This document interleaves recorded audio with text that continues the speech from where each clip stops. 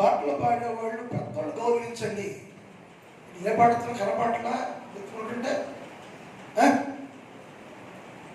పెద్దవాళ్ళు గౌరవించాలి. కింద కూర్చొని ఓ పాడే బాగండి వాళ్ళకి అవకాశాలు ఇవ్వండి. ఇలాగ చాలా మంది చూస్తాను నేను. ఈ రోజు కాదు, రోజు అలా జరుగుతుంది. పెద్ద పెద్ద నిలబడుతూ ఉంటారు, వాళ్ళు నిలబడే ఉంటారు, పాడతారు కింద కూర్చొని. కాబట్టి కాదు, అది పెద్దలు గౌరవించడం నేర్చుకోండి మొదట. సరే, దేవుని వాక్యాన్ని విందాం. ఈరోజు మనకి శిలువ ధ్యాన కూడికల్లో పరిశుద్ధ గురువారములో ఆదేశ గురువారం అని ఈరోజు ఒక ఏర్పాటు చేయబడింది. దీనిలో సారాంశాలు గమనించేవారుగా ఉండట ఆవశ్యత. యేసుక్రీస్తు ప్రభుల వారు ఆ దినాల్లో, ఆ రోజున, ఈ రాత్రి ఆదేశ గురువారంలో 4 కార్యక్రమాలు జరిగించినట్లుగా లేఖనాల్లో ఉంది. ఏం చేశారయ్యా 4 కార్యక్రమాలు ఆయన అంటే, శిష్యులు అడిగారు, మరి పస్కా భుజించాలి కదా అయ్యా, మనకు మేడగది ఎక్కడ అన్నారు, మన విడిది గది ఎక్కడ అన్నారు. 2 ప్రశ్నలు వేశారు. భుజనం చేయడానికి, పస్కాలు భుజించడానికి మేడగది ఎక్కడ, విడిది గది ఎక్కడ అని అడిగారు. ఈ రెండింటికి సమాధానం యేసు ప్రభు చెప్పారు. విడిది గది అంటే చాలా సందర్భాల్లో ఆ గది కోసం యేసు ప్రభుల వారు వచ్చారు. అక్కడ బస చేశారు. అది జాన్మార్కు ఇల్లు. ఆ ఇంట్లోనికి అనేక సందర్భాల్లో యేసు ప్రభుల వారు బస చేసి ప్రార్థించిన స్థలం అది అని లేఖనాలు ఆధారాలు మనకి కనిపిస్తూ ఉంటాయి. భక్తులు తెలియపరుస్తూ ఉంటారు. ప్రశ్న ఏమిటంటే, శిష్యులు అడిగారు, అయ్యా మన రాత్రి ఈ ఆదేశ గురువారంలో పస్కా భుజించాలి కదా, భుజించడానికి ఎక్కడైనా పాటు చేస్తావయ్యా అని అడిగితే యేసు ప్రభు వారు అన్నారు, మీరు ముందుకెళ్ళండి. ముందుకెళ్తే ఒక ఆయన కడవ నిండా నీళ్ళు పోసుకుని వెళ్తా ఉంటాడు. ఎవరో కడవ పోసుకుని వెళ్తూ ఉంటారో వారిని వెంబడించండి, వారితో కూడా వెళ్ళండి. ఇంటికి వెళ్ళాక ఆయన అడగండి, నేనకయ్యా ప్రభుల వారికి విడిది గది ఎక్కడో అని అడిగితే ఎక్కడ ఉండాలో, ఎక్కడ పస్కా భుజించాలో, ఎక్కడ పస్కా ఏర్పాటు చేయాలో ఆయన చెబుతాడు అని చెప్పాడు. దాని ఎదురుపడ్డాడు. ఆయన ఎదురుపడ్డ వ్యక్తిని అక్కడ ఆపి అడగలేదు, కానీ కడవ మోసుకుంటూ ఇంటికి వెళ్ళాడు. ఆయనతో కూడా శిష్యులు వెళ్ళారు. వెళ్ళి ఆయన అడిగారు, మా ప్రభులు వారు చెప్పాడయ్యా, ఈ రాత్రి విడిది ఎక్కడ, పస్కా భుజించాలి మేము, పస్కా భుజించేటువంటి విడిది ఎక్కడయ్యా అని ఆ ఇంటి ఆయన యజమాని అడిగాడు. ఆయన చెప్పాడు, నాతో రండి అని ఆ ఇంటి విడిది గది దగ్గరికి వాళ్ళు తీసుకెళ్ళారు. అక్కడికి వెళ్తే ఇల్లంతా చాలా బంగళాది, 66 ఎకరాల్లో కట్టబడే బంగళ, విశాలమైన బంగళాది. ఆ బంగళగా తీసుకెళ్ళాడు ఆయన. తీసుకెళ్తే డోర్ లాక్ చేసింది, తలుపు వేయబడింది. దాని తలుపు చాలా కాలమైంది. యేసు ప్రభుల వారు ఆ ఇంటికి రావడం మానేసినాక ఆ గది తల వేయబడింది, మూత వేయబడింది, ఏమి లేదు. యేసు ప్రభుకి చోటు లేదు కాబట్టి ప్రజలు దాన్ని మూసేశారు. ఇప్పుడు ఈ చైనా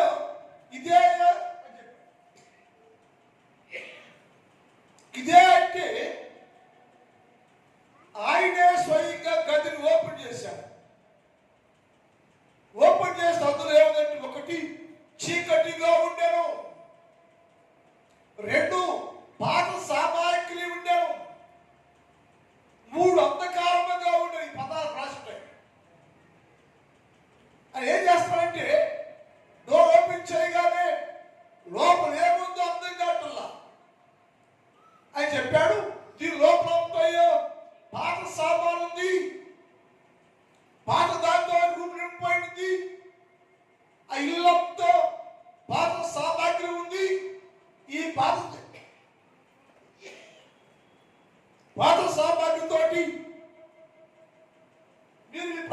చేయడానికి విందు చేయలేరు కదా. ఏం చేయాలంటే పాత సామాగ్రి తీసివేయండి అని చెప్పారు. ఈ పాత సామాగ్రి దేని గుర్తుగా ఉంటే ఆత్మీయంగా ఇల్లేమో హృదయం అయితే, మనిషి అయితే, ఈ మనిషిలోనికి పస్కా భుజించే యేసు ప్రభువు వారు రావాలంటే దానిలో ఉన్న పాతవి అనే వాటిని మొదట బయట పారవేసి ఖాళీ చేయాలి. అందుకే బైబిల్లో మాట 1 కొరింథీ పత్రిక 5వ అధ్యాయం 6 చదువుదాం. 1 కొరింథీ పత్రిక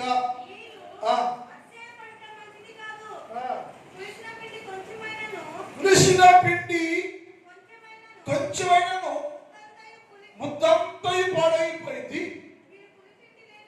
మీరు పులిపిండి లేని వారు గనుక కొత్త ముద్ద అవటానికై ఆ పాత కనబడే పులిపిండిని తీసి పారవేయాలి. మీరు అందులో అక్కడ ఏముందంటే పాతది ఉంది, పాత సామాగ్రి ఉంది, పాత సామాగ్రితో ఇల్లుంది.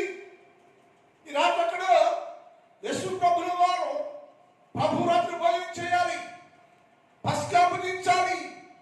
అది పరిశుద్ధమైన ఆరాధన. అది యేసు ప్రభు అక్కడ పస్కా భుజించాలంటే ఆ ఇంటిలో ఉన్న పాతది ఉందే బయట పారవేయాలి. పులిపిండి అది పులిసిపోయింది, అది ఇలోనే ఉంటే, ఇంట్లోనే ఉంటే పాతది అనేది రోతది నీ లోపల ఉంటే ఎప్పటికీ యేసుక్రీస్తు ప్రభుల వారు పస్కా భుజించే అవకాశము లేదు. యేసు ప్రభుల వారు నీ లోనికి వచ్చి పస్కాను భుజించాలంటే నీ లోపల ఉన్న పులిసింది పాతది పరికరాదాన్ని తీసి బయట పారవేయాలి. అప్పుడే దాన్ని ఖాళీ చేస్తేనే యేసు ప్రభువులోకి వస్తాడు. అది ఖాళీ చేయనంత కాలం యేసు ప్రభు బయట ఉంటాడు. ఎందుకంటే లోనికి వెళ్ళాలి, పస్కా భుజించాలి, లోనికి వెళ్ళాలి, కార్యక్రమం చేయాలి. కాబట్టి యేసు అన్నాడు, నీ అందరూ రావడానికి మీరు ముందెళ్ళనయ్యా, క్లీన్ చేయండి, శుద్ధి చేయండి, బాగు చేయండి అంటే అంతా పాత సామాగ్రితో నింపబడి ఉండెను.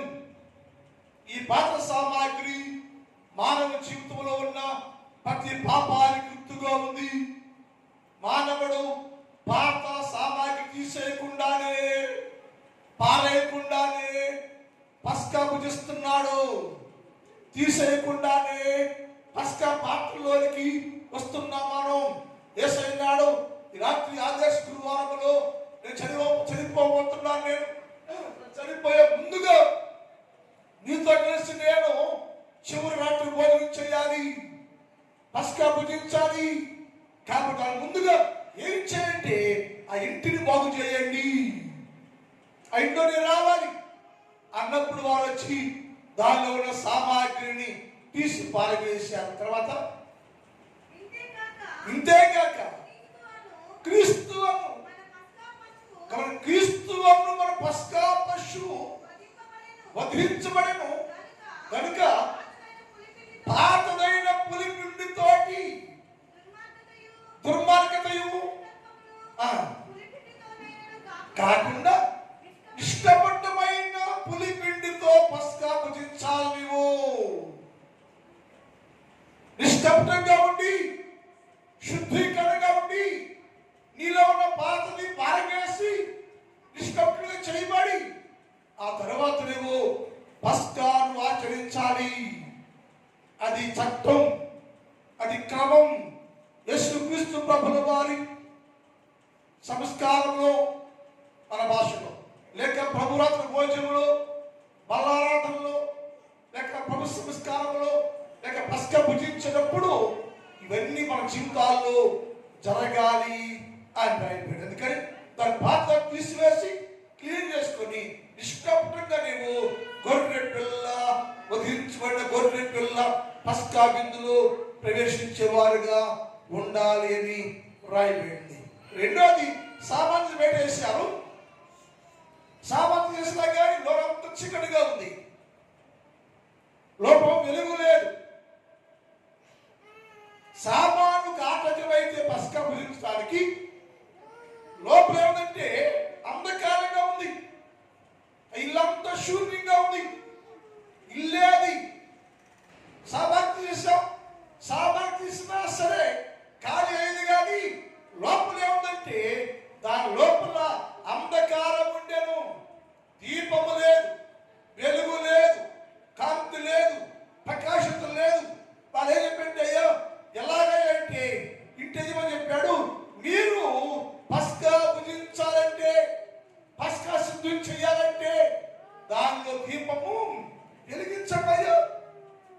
దీపం వెలిగిస్తే వెలుగు వచ్చింది, చీకటి పోతుంది, పాపం పోతుంది, అన్ని క్రయపోతాయి. కనుక ఏం చేయాలంటే దీపం వెలిగించాలి. పస్కా భుజించాలంటే, పస్కా సిద్ధం చేయాలంటే రెండోది ఏంటంటే దీపాన్ని వెలిగించాలి. వెలిగించబడి దీపం చాలా శ్రేష్టంగా ఉండాలట. వెలిగించబడిన తర్వాత ఇల్లంతా ప్రశాంతంగా ఉంది. వెలిగించబడినాక ఇంకెక్కడ లోపం ఉందో, ఎక్కడ మురుకుందని ఆ వెలుగులో, ఆ కాంతిలో ఇల్లంతటి వారు శిష్యుడు శుద్ధీకరించడం. అంటే ఒక్కసారి వెలిగించబడినాక, వెలుగు వచ్చినాక, వెలిగించబడినాక మనలో మానవుల్లో ఏదైనా అశుద్ధిగా ఉండేది ఏదైనా ఉండుంటే ఆ వెలుగుల్లో, కాంతిలో, ప్రకాశంలో నీలో ఉన్న వెలుగు యేసుక్రీస్తు నీలోకి వస్తే ఆ వెలుగు కాంతిలో సమస్తాన్ని శుద్ధీకరణ చెయ్యాలి అని దాని భావం. 18వ కీర్తన 28 చదువుతాం. 18వ కీర్తన 28 చదువుతాం. నా దీపము వెలిగించువాడవు నీవేనయ్యో. నా దీపం మారిపోయినయ్యో, రక్షణ లేదయ్యో, వెలిగే లేదయ్యో, అంధకారం ఉండాలయ్యో. అయితే వెలగలుగుతానే అంటే ఆయన చెప్పాడు, నా దీపము వెలిగించువాడవు నీవే. యేసు ప్రభుల వారు ఒక్కసారి నిన్ను వెలిగిస్తే ఆ దీపము ఎప్పటికీ ఆరిపోకూడదు, వెలుగుతూనే ఉండాలి, ప్రకాశిస్తూనే ఉండాలి, వెలిగించేదిగా ఉండాలి. ఆ దీపం అంటండి మనం ఎక్కడంటే నెట్టింటిలో దీపస్తంభం పైన పెట్టాలట. దీపం వెలిగించి మంచం కిందో కొంచెం కిందో పెట్టకూడదు. బైబిల్లో ఉంది. వెలిగించబడి దీపము ఎత్తైన స్తంభం మీద ఉండాలి. ఎందుకయ్యో స్టాండ్ మీద స్తంభం అంటే అనేకులకు నీలో ఉన్న వెలుగు, నీలో ఉన్న కాంతి లోకమంతా కనబడటానికి ఏమవ్వాలంటే ఆ దీపము ఎత్తైన స్థలంలో పెట్టాలయ్యా అని చెప్పాడు. వాళ్ళ ఇంట్లోకి వచ్చి అదంతా దీపం వెలిగించి దీపాన్ని ఎత్తైన స్తంభం మీద పెట్టారు. ఎందుకయ్యా పెట్టారు అడిగితే శిష్యుడు సమాధానం అంటే ఇల్లంతా శుభ్రం ఇల్లే కదయ్యా. ఈ రాత్రి ఈ పస్కా పెట్టడానికి వచ్చే ప్రతి ఒక్కరికి తెలియాలయ్యా. వెలిగించబడింది, వెలుగుతూ ఉంది, వెలుగు కలిగి ఉంది, ఇల్లంతా వెలుగుతూనే ఉంది. అంటే మానవ జీవితాలు, మన జీవితాలు కూడా నిత్యం వెలిగేదిగా ఉండాలి, దీపం కలిగిదిగా ఉండాలి. ఆ దీపం కాంతిలో మనలో ఉన్న ప్రతి దోషము కొట్టేసి, ఊడ్చేసి, తీసేసి పరిశుద్ధంగా, పవిత్రంగా మన లోకానికి వెలుగుగా కనిపించేవారుగా ఉండాలని దాన్ని ఆయన శుద్ధి చేసి వెలిగించాడు. నా దీపం వెలిగించువాడము నీవే, నా దేవుడైన యెహోవా చీకటిని నాకు వెలుగుగా మార్చని. అంతకుముందు ఆ గజం చీకటిగా ఉంది, ఆ గదిలో వెలుగు లేదయ్యా. ఇప్పుడైతే యేసు ప్రభువు నా చీకటి జీవితంలోనికి వెలుగు ప్రసాదం చేశాడు, వెలిగించాడు. నా దీపం వెలిగించుకోవడం నీవే. వెలిగించగానే నాలో ఉన్న చీకటి అంతా పారిపోయిందయ్యా, తీసివేయబడిందయ్యా, తొలగిపోయిందయ్యా. ఇప్పుడు నేను ప్రకాశంగా ఉన్నాను, వెలుగుతూ ఉన్నాను, కాంతి కలిగి ఉన్నాను అని చెప్పాడు. ఒకటేమో సామాగ్రిని తీసేశారు, ఒకటేమో డోర్ ఓపెన్ చేయబడింది, రెండో సామాగ్రిని తీసేశారు, మూడోది అక్కడ ఆయన వెలిగించి దీపం వెలిగించి ఇల్లంతా శుద్ధిపరిచి బాగు చేసిన తర్వాత యేసు ప్రభు వారికి ఇచ్చాడు. ఇప్పుడు దాకా యేసు బయటే ఉన్నాడు, ఇప్పుడు యేసు ప్రభు బయట ఉన్నాడు. శిష్యుల వరకు వచ్చి ఇల్లంతా సామాగ్రిని తీసేసి వెలిగించి వెలుగుతో నింపి బయట పెట్టేసినాక శుద్ధి చేసినాక అప్పుడు యేసు ప్రభుల వారిని ఆహ్వానించారు. ఎందుకయ్యా అంటే పస్కా భుజించాలి. టేబుల్ వేశారు, రొట్టె పెట్టారు, ద్రాక్షారసం పెట్టారు, ఆనంద సిద్ధం చేశారు. యేసు ప్రభుల వారిని సగౌరవంలోనికి ఆహ్వానించారు. ఆ మాట చూద్దాం. చూడసారి మార్కు సువార్త 14:15 చదువుతాం. మార్కు 14:15.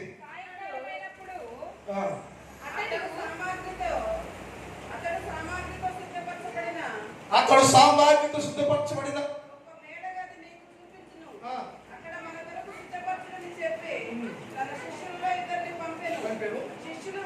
వెళ్ళి వచ్చి సిద్ధపరిచి సాయంకాలమైనప్పుడు ఆయన ఈ శిష్యులందరూ సాయంకాలమైన ఇదని చేయటానికి వన్డే పట్టింది. సాయంకాలానికి యేసు ప్రభువులకు వచ్చారు. శిష్యులు ఉండాలి, ఇప్పుడు భుజించాలి ఆహారం. వాళ్ళు పస్కా భుజించే ముందుగా యేసు ప్రభువు ఏం చేశారంటే శిష్యులందరి పాదములను కడిగారు. ఆయన అడుగు కండవు కట్టుకొని శిష్యులు కుర్చీలో కూర్చోబెట్టి ఆయన మోకాలు చేసి పాదాల గడ్డం ప్రారంభించాడు. ఎవరైనా రక్షకుడు, విమోచకుడు, దేవుడు తన్ను తాను తగ్గించుకొని లోపరుచుకొని మీరు కూడా ఇలాగే ఒకరి పాదాలు కడగాలయ్యో, ఒకరి పాదాలు కడుక్కోవాలి. మీరు ఇది మాదిరి చూపిస్తున్నాను నేను. ఎప్పుడైతే ఒకరి పాదాలు కడుక్కుంటారో వారు అప్పుడు మీరు నాలో ఏకం చేయబడతారు. మీరు కానీ యేసు ప్రభు వారు ఒక్కొక్క పాదాలు కడగటం ప్రారంభించి కడగకుండా భోజనం చేయకూడదా అంటే, ఎవరైనా పాత్రలోకి రావాలంటే, పస్కా భుజించాలంటే, ప్రభు ఆహార శరీరం భుజించాలంటే కడగబడాలి, శుద్ధి చేయబడాలి, తలవంట కడగాలి, శుద్ధి చేయబడాలి, పవిత్రంగా ఉండాలి, పవిత్రులై ఉండాలి.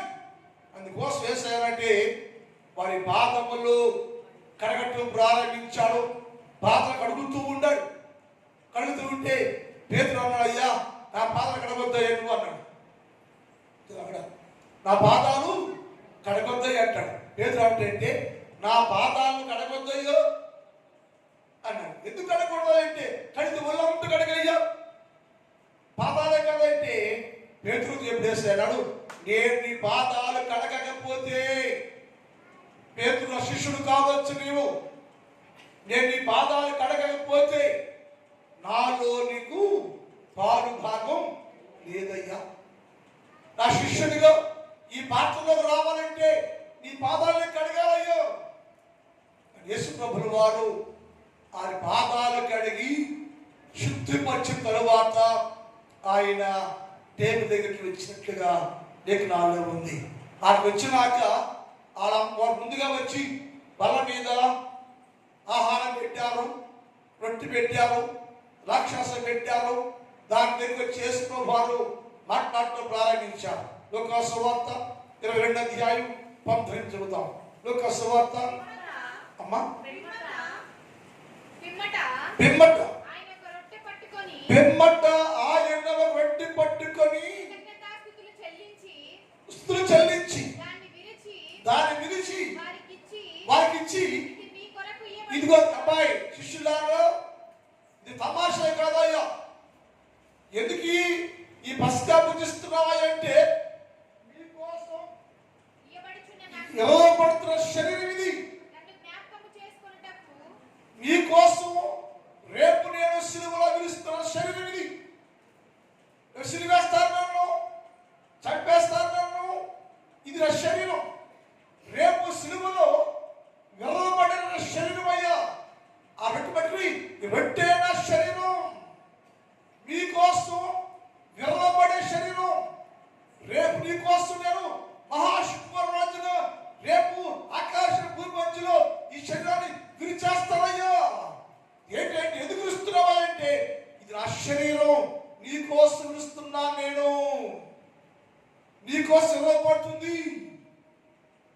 యేసు ప్రభు అన్నాడు, ఇది నా శరీరం, నీ కొరకు ఇయ్యబడుచున్న నా శరీరం ఇది, నన్ను జ్ఞాపకం చేసుకోవాలి. ఈ రోజు నుంచి అనగా సిలువ వేయబడే రోజు నుంచి ఆదేశ గురువారములో నుంచి యుగ యుగాలు తరతరాలు దీనిని మీరు జ్ఞాపకం చేసుకోవాలి. ఎందుకంటే నా శరీరాన్ని మీకు ఇస్తున్నాను నేను. ఇది రొట్టె కాదయ్యా, రొట్టె కాదు, ఇది నా శరీరం, పవిత్ర శరీరం, పరిశుద్ధ శరీరాన్ని మీకు ఇస్తున్నాను నేను. ప్రతి నెల, ప్రతి రోజు, ప్రతి వారం ఏం చేయండి, నువ్వు ఈ పరిశుద్ధ శరీరాన్ని భుజించాలి. భుజించడం ఏం చేయాలంటే నెలకి మొదటి ఆదివారం మనం చేసే ఈ కార్యక్రమంలో ఏం చేయాలంటే భుజించాల శరీరాన్ని. భుజిస్తున్నప్పుడు అని జ్ఞాపకం చేసుకున్న ప్రభుల వారు నా కొరకు సిలువలో ప్రాణదానం చేశాడయ్యా, దాని శరీరం అయ్యో ఆయన జ్ఞాపకం చేసుకుంటూ సిలువ శ్రమ మరణ వేదము జ్ఞాపకము చేసుకుంటూ దాన్ని భుజించాలి మనం. అందుకే అన్నాడు, ఎక్కడైందంటే ఇది నా శరీరం అయ్యా, పరలోకములో నుంచి దిగి వచ్చే జవాహారం. యోహాను సువార్త 6వ అధ్యాయం 58. పరలోకములో నుంచి దిగి వచ్చిన జీవాహారము నేనే. ఎవరైనా సరే ఈ లోకములో నా శరీరం తొలగకపోతే, నా శరీరం భుజించకపోతే వాడు జీవించడు. చదవాలి. పరలోకము దిగి వచ్చిన శివాహారము నేనే. ఎవరైనా ఆహారం భుజించకపోతే వాడు ఎల్లప్పుడూ ఎవడైతే తింటాడో వాడు జీవిస్తాడు. వాడు తినలేదంటే ఆయన చెప్పడానికి నువ్వు జీవించే ఉండాలి, బతికే ఉండాలంటే నా శరీరం అనబడే ఈ రొట్టెను నువ్వు భుజించాలయ్యా అని చెప్పాడు. అలాగే రక్తం దాక్షాలు తీసుకున్నాడు, నా రక్తం అయ్యా చెప్పాడు. అది విరిచి వాళ్ళకి పెంచారు.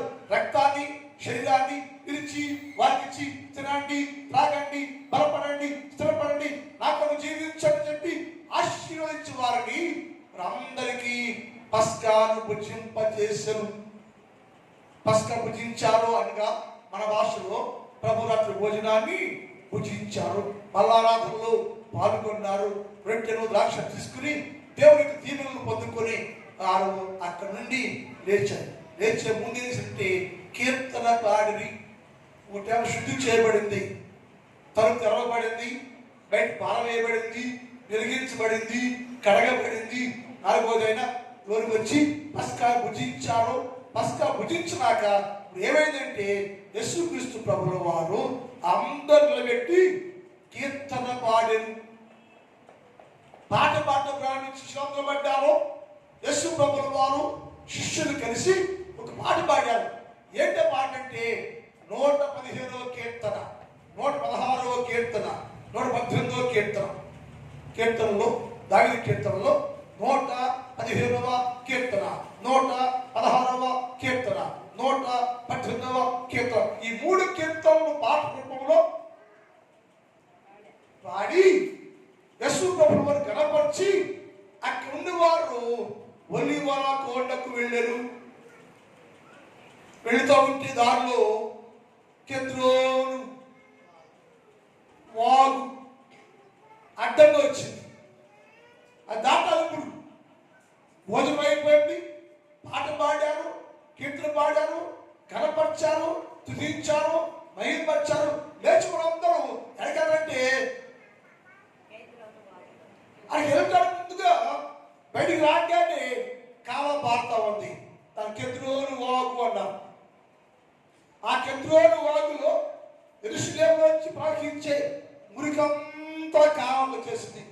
యెరూషలేము దేశంలో ఆ యెరూషలేము పట్టణంలో ప్రజలు వాడి ప్రతి మురికి దస్తంతా కెద్రోను వాగులో వచ్చి, కెద్రోను అనగా నలుపు అని. ఆ యేసు ప్రభువు వారు ఈ దాటాలి. ఇప్పుడు కెద్రోను దాటి, యెరూషలేము పాపాన్ని దాటి, యెరూషలేము శాపాన్ని దాటి, యెరూషలేము మురికంతా దాటి, యెరూషలేము పవిత్ర పట్టణం మార్చడానికి యేసు ప్రభుల వారు అక్కడి నుండి బయలుదేరి ఆయన ప్రార్థనలోకి వెళ్ళిపోయాడు. ఒలీవల కొండకి వెళ్ళి రాత్రి అంతా అక్కడ ప్రార్థన చేస్తూ ఉన్నాడు. దేవా, మీ చిత్తమైతే ఈ బాధ తొలగించయ్యా, ఈ బాధ తొలగించయ్యా అని ప్రార్థన చేసుకోవడానికి శిష్యుడు పెట్టుకొని రాత్రి యేసు ప్రభుల వారు రాత్రి అంతా ప్రార్థన చేస్తూ దేవుడితో గడుపుకోవటానికి వారు కెద్రోను వాగును దాటి ఒలీవల కొండకు వెళ్ళి అక్కడ తండ్రితో యేసు క్రీస్తు ప్రభుల వారు మాట్లాడి ప్రార్థన చేస్తూ, మీరు కూడా కోసం ప్రార్థన చేయండి అయ్యా, మీరందరూ నా కోసం, సులువు కోసం, నేను జరిగే మహాయజ్ఞం కోసం ప్రార్థన చేయండి అని చెప్పి యేసు ప్రభుల వారు ప్రత్యేకని రాత్రి కాలం తండ్రితో మాట్లాడుకుని ప్రార్థన చేసుకుని ప్రార్థన. నా తండ్రి, నీ పాదములకు స్తోత్రాలయ్యా. యాదేశ గురువారం గొప్ప కార్యాలు చేశారయ్యా మీరు. అది మా జీవితాలకు అన్వయించుకొని మేము కూడా ప్రభువా వెలిగించబడి, పారవేయబడి, కడగబడి, శుద్ధి చేయబడి, పస్కాలు పూజించి నీతో కూడా ప్రభువా సభలో పాలు భాగస్తులుగా ఉండే భాగ్యము దయచేయండి అయ్యా. అలాగే తండ్రి, ఈ రాత్రి కాలంలో ఈ స్థలంలో ప్రతి బిడ్డను దర్శించండి, దీవించండి, ఆశీర్వదించండి. నా సంఘాన్ని దీవించండి, నా సంఘంలో ఉన్న ప్రతి కుటుంబాన్ని దీవించండి, ఆశీర్వదించండి, బలపరచండి. వ్యవసాయం చేస్తున్న ప్రతి వ్యవసాయదారుడు మంచి పంట పండించుకోవడానికి సహాయం చేయండి. కష్టపడి పనులు చేస్తున్న వీళ్ళందరూ దీవించండి, ఆశీర్వదించండి. పరీక్ష రాసేసారు బిడ్డయ్యా, అందరూ దీవించండి. రాసి వీళ్ళందరూ ఈ నామలు మంచి మార్కులు పాస్ అయ్యే దాన్ని చేయండి.